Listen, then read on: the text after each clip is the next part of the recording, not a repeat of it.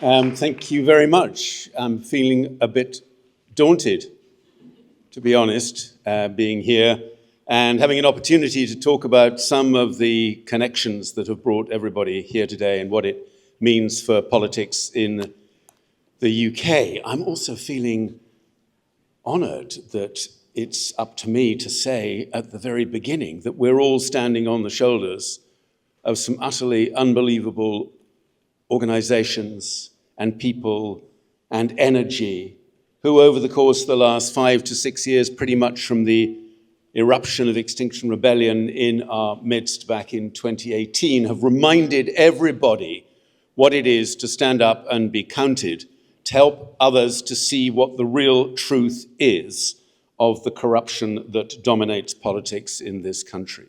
That is an incredible contribution to the politics of the UK over more than 7 years now. And I think it's brilliant that Take Back Power knows that heritage, has used a lot of that energy, and that so many of the people involved in those organizations are here today and ready to take forward that courageous commitment to civil disobedience as part of what we now all need to do. That is really pretty amazing. And there are, of course, many connections between these different organizations, not least the kind of rage-inducing frustration of having to live in a country where the politics, the lethal politics of distraction, just continues to divert people's attention away from what it is that really matters in our lives today. On issue after issue, crisis after crisis, somehow the political system, the media, the corporates, the tech companies distract people's attention away from what really matters into all sorts of things that really don't matter. And we all pay the price for the politics of distraction. We all know what that now impacts on us, how it impacts on us today. So when I first heard about Take Back Power, courtesy of Dave, wherever he is, yes, when I was doing a Love, Anger and Betrayal meeting in Manchester and sharing the platform, we weren't actually on a platform, but sharing the pub together, I began to realize that this was a reason for continuing that kind of energy that we've heard before, shifting the focus away from the climate crisis, which I'll come back to briefly in a moment, but making sure that people really do understand the connections between all of those different issues and what it is that ties them all together, not least the fundamental commitment that we all make in all of these different causes or issues, whatever it might be, to the fundamental importance of human rights in our lives today. That's, I suppose, why I am now so deeply involved in Defend Our Juries, in the Lift the Ban campaign, in our joint determination now to make sure that the horrors that continue in Gaza today, and by the way, the worsening horrors in the West Bank in Palestine today, are kept at the forefront of our politics, because that really is the issue that we simply have to prioritize over the next God knows how many months till some kind of justice begins to be done.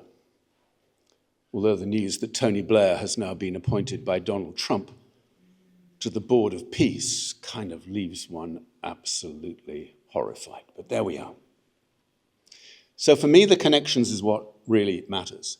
The determination to address the corruption at the heart of our democracy, to bring forward practical and symbolic ideas about the way in which our democracy can be renewed, can be revived, that we can actually reignite people's faith in democratic systems, rebuild trust about the ways that we can work together, not just by replacing the House of Lords with a House of the People, which I think, by the way, is a wonderful and very powerful idea whose time will undoubtedly come at some point in the future, but by addressing things through local assemblies in all sorts of different ways.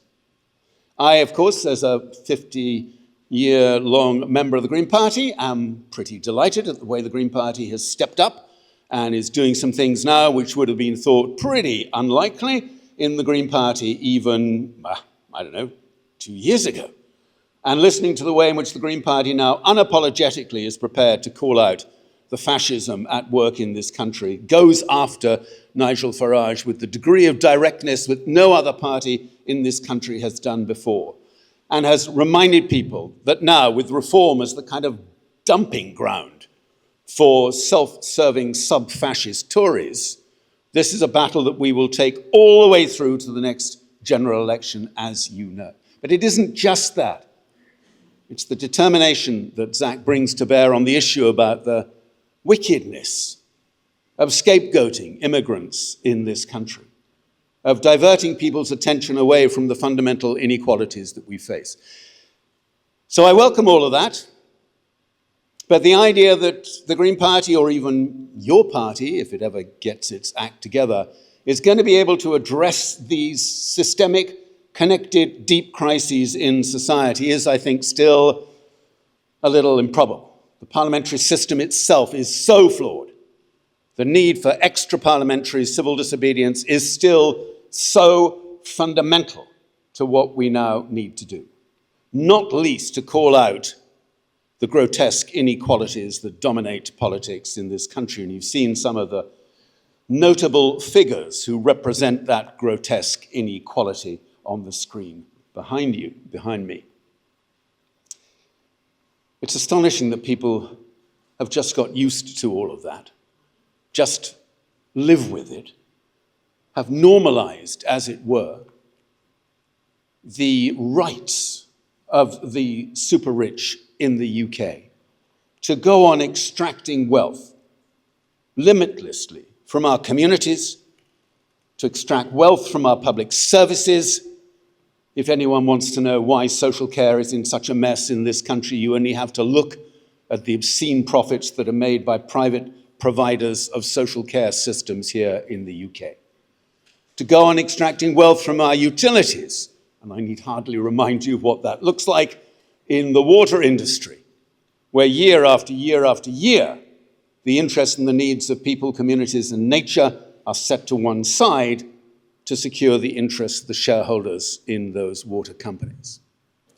And finally, of course, the massively destructive power of the wealthy, the super rich, to extract part of their wealth from nature itself, bringing us right to the very edge of a catastrophe, with ecosystems now at greater risk than ever before, and more species at risk of extinction than ever before. That's what the super rich do all over the world, not just here in the UK, but all over the world. All of that connects back, of course, to the climate crisis. Take Back Power isn't leaving the climate crisis behind it as if it was no longer relevant. There are massive connections between the work that we do to address the climate crisis still and the crisis in nature, and what Take Back Power is now going to do around democracy and wealth.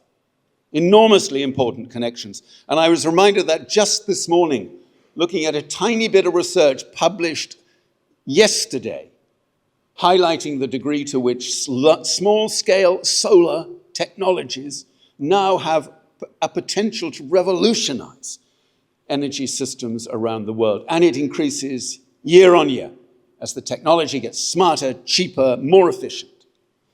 Why do I mention that? Because this isn't a session today about the climate crisis. I mention that because solar isn't just a decarbonization technology. It is a liberation technology. It is a technology that frees people from the clutches of the fossil fuel companies, from all of those extractive industries on which today's suicidally destructive energy system depend. Liberation through technology is still possible.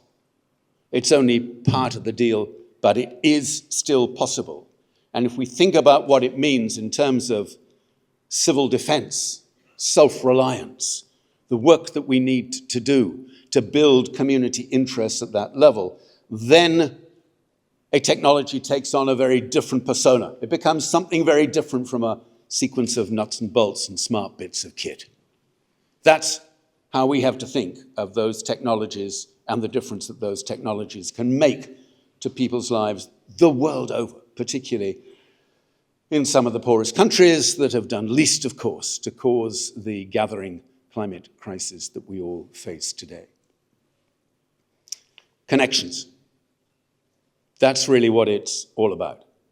Bringing together an understanding of why these things are not separate subsets of a much bigger thing. They're much more than that. They are all indicative of the degree to which we have failed, still today, failed to enable people to see how those different symptoms are connected.